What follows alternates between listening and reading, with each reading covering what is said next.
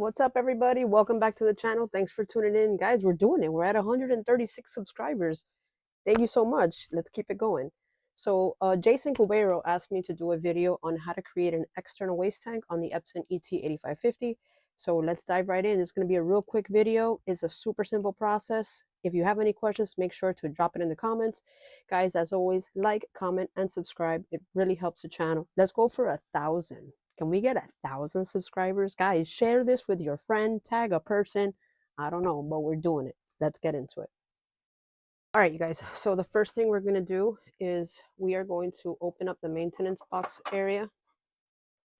And this little guy right here comes with your Epson ET 8550. This is just a regular maintenance box. Now, mine is already converted, so I'm not going to be physically doing the process with you, but I'm going to show you exactly what I did in order to make this happen, okay? So first step, once you pull it out, we are going to remove this lid, okay? Because inside here, there is like foam padding. And what happens is when the foam padding becomes totally absorbed, you're gonna get that message that says, hey, it's time to change this guy. And this guy is like 15 to 20 bucks. And you're gonna have to change this every, I don't know what, 3 or 4 power cleans. So definitely doing an external waste tank is gonna be the way to go. And then all you're gonna need to do is get the chip resetter. I'll go ahead and I'll put the link to that in the comments down below into the description. I did get it on Amazon, but nonetheless, let's keep moving. All right, so what I did is I just got a small little flathead screwdriver, and in the corners, you can pop this little guy out. Pop, pop. Okay, so you're gonna pop it out and you're gonna remove the lid, okay? Once you remove this lid, you're literally just gonna pull out all that foam. Take a little paper towel and you're gonna dry it inside there, make sure there's no built up residual ink in there. And then you're going to leave the lid off. See this little hole right here? This hole connects to the waste tank exit. Let me show you. So this is your waste line. All right. So originally the maintenance box, the little hole that I just showed you, goes attached here.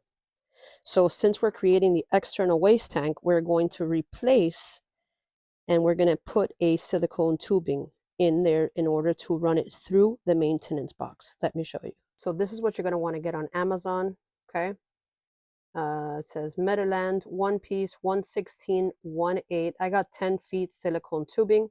So that's the tube that I used in order to run it through the waste tank. So now that you guys have your silicone tubing attached directly to the port of the waistline, you want to make sure that you are ensuring that that waistline is long enough so that you have some slack. Like my waste tube still goes inside the bottle and wraps around a little, only because I don't want this guy falling on the floor and ink splattering everywhere. So I just made my hose a little bit longer. So all we're doing is we're attaching that 1/16 to 1/8 silicone tubing directly to the port. And then we're going to run that hose directly to the waste tank. And when you push it through here, it's going to come out through here. This is the part where we're going to put the lid back. And all you're going to do is chip away 1 or 2 little areas here, like I did, in order to run the hose through that hole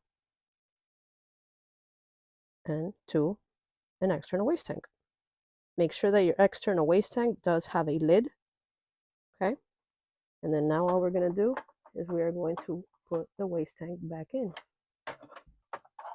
Now after 2 or 3 power cleans, I do get that message that says, hey, it's time to change your waste tank.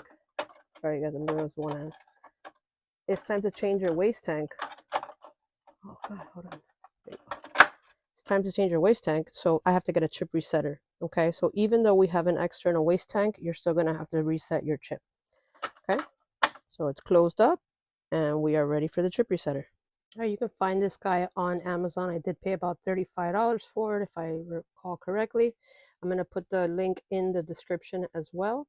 And that's all you need, man. Every time you get that message that says that you have to reset or change your maintenance box with that external waste tank that we just created, if you go ahead and get that maintenance tank chip resetter, you should be good to go.